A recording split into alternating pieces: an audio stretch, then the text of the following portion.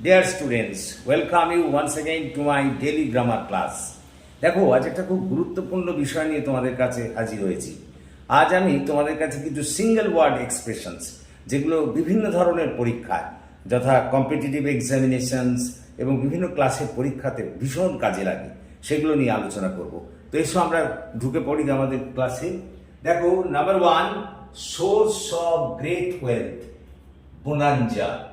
A short wise saying, aphorism, to deprive virginity, deflower, relating to cooking, culinary, a funeral procession, cottage, the world of scholars, academia, a person who renounces his faith, apostate, vigorous verbal attack, broadside, study of cause of disease, etiology, a cage for keeping poultry, coop or aviary. তো দেখো, আশা করি তোমরা বুঝতে পেরেছো, এগুলি খুব important. So thank you for watching and listening. So please comment, share and subscribe to my channel.